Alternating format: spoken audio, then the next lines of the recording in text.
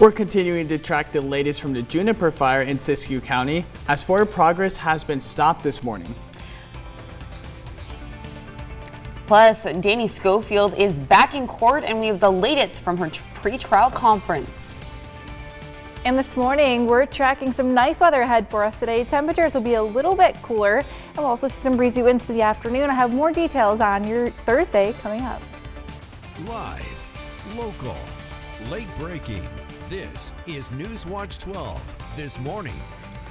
Good morning. The time is 6 o'clock on May 29th. Welcome to NewsWatch 12 this morning. I'm Carlos Murrieta. And I'm Brinkley Hill, and we're going to check in with Storm Tracker 12 meteorologist Sarah Kress. And Sarah, I know it looks like it's going to be a beautiful day, but are there some conditions that we should be kind of concerned about? Well, maybe not too many, but we are tracking the possibility for some showers along the coast this morning. It will be pretty light if you do see one of them, not amounting to much. But besides that, something we might also want to keep an eye on are those breezy winds into the afternoon. We are approaching fire season, and even seen in the past few weeks that if one does start, it can take off due to these windier conditions. But today, it is going to be less hot. We'll see passing high-level clouds throughout our day-to-day areas inland. But right now, we're taking a look out at Gold Beach. We're seeing a bit more cloud coverage this morning. Current temperatures right now, 54 degrees. In areas inland, it is more on the mild side again for us as we're waking up on your Thursday morning. Temperatures today into the Rogue Valley will climb up into the mid-80s for us.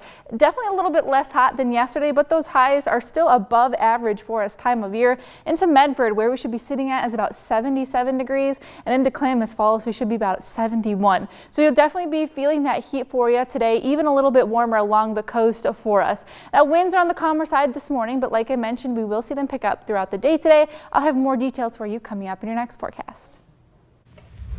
We're continuing to track the Juniper fire burning in Syscue County. Overnight, fire crews did make significant progress.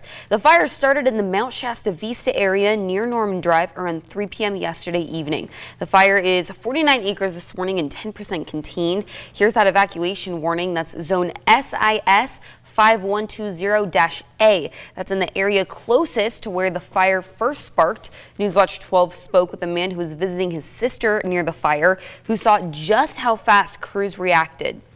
When I looked out an hour ago, it was a pretty roaring fire, billowing smoke, and within the hour they got it knocked down. The Syscue County Sheriff's Office noted that they are aware of the confusion caused by AccuWeather alerts, and they are reminding residents to rely on official sources, including emergency services, the Sheriff's Office, and local fire departments. As this fire continues and others could start, we're reminding you that CAL FIRE's AI chat box has all the latest details on California fires that are over 10 acres. So that includes up-to-date evacuation information and fire status. You can also keep up with the Juniper fire on KDRV.com as well as on our social media pages. And we're learning the death of a man who died in a grass fire southwest of Merlin last week. The Rural Metro Fire was called to the scene of a quarter-acre grass fire on Highland Ranch Road on Friday. During suppression efforts, crews found an adult male dead within the fire perimeter. While his identity is being withheld at this time, he has been identified as an occupant of the property. Rural Metro Fire told NewsWatch 12 that the man may have died trying to fight the flames or escape the fire. Delicate situations like this do warrant an investigation and try to protect the integrity of the scene and figure out what the issues were leading up to it. This is now under investigation by the Oregon State Fire Marshal, and with fire season just 2 days away, this is a sad reminder that burn piles can quickly get out of control, so follow safety rules and never leave them unattended. Danny Scoffield is appearing in court for the first time since June of last year for a pretrial conference. The pretrial conference begins to put a timeline on Schofield's criminal case. Her lawyers are asking for the pretrial to be moved to September, while prosecutors pushing it to be moved to July. While it's been a year since the case started, they say the complexities make it one that warrants for extra time. But the judge decided to continue the next pretrial conference for August 25th. It's safe to say it's the most complex, largest case that has ever been prosecuted in this county.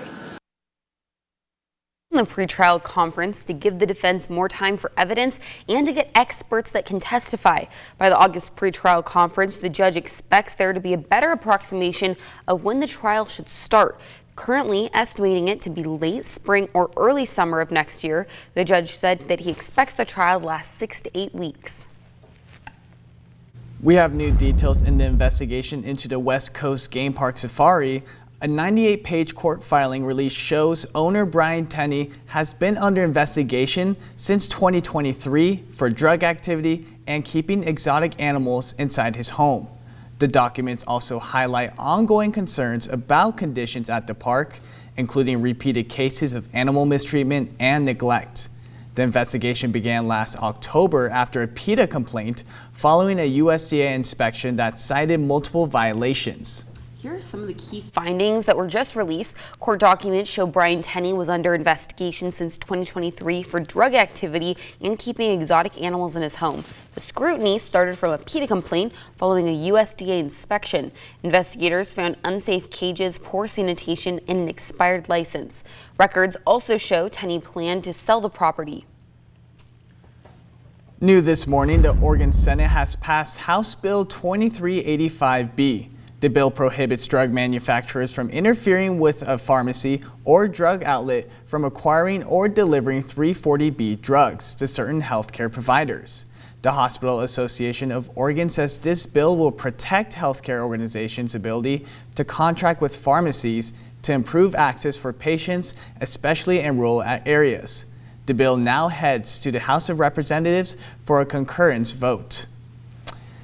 And the first of its kind shelter in Syscue County has its grand opening. Syscue Village offers more than just a roof. It's part of a larger plan to help people transition into permanent housing in the county. NewsWatch 12's Damian Alvarado was at that opening.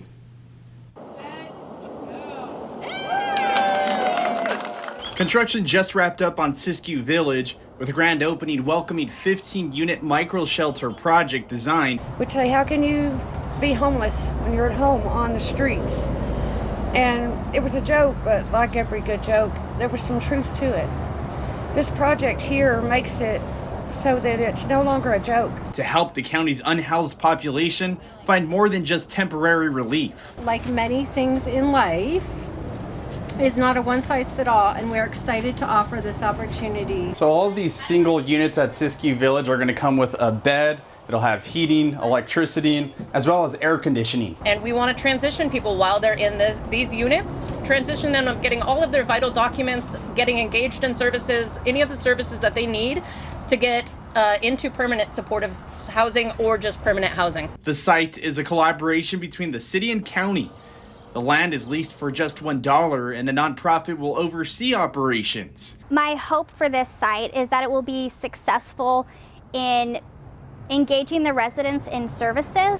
The goal is to give residents a path forward. Reporting in Syscue County. Really hope that this place becomes a place of stability, of returned dignity, and a renewed sense of help for the people that move in and live here. I'm Damian Alvarado.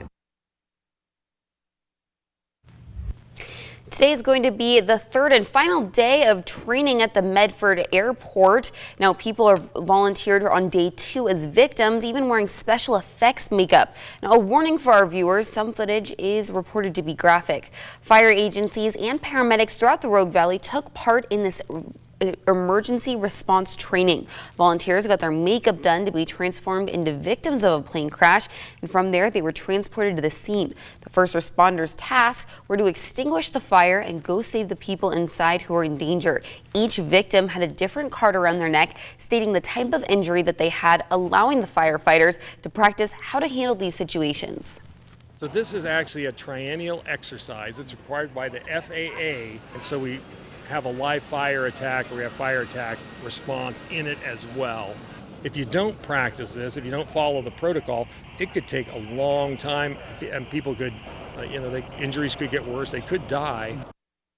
Today is the last day of that training, and even though training will be continuing, there will be no disruptions to airport operations. Another School Watch this morning, Klamath County Community College can now offer their very first bachelor degrees. 2 four-year programs have now been accredited. Students will be able to pursue a Bachelor's of Science in Nursing and Applied Science in Business Management with a salon emphasis. Now, these programs will help address community, economic, and healthcare needs. This new opportunity was created in 2023 when Senate Bill 3 and Senate Bill 523 were passed, granting community colleges the ability to offer bachelor degrees. The school will start to offer these classes in fall of 2026.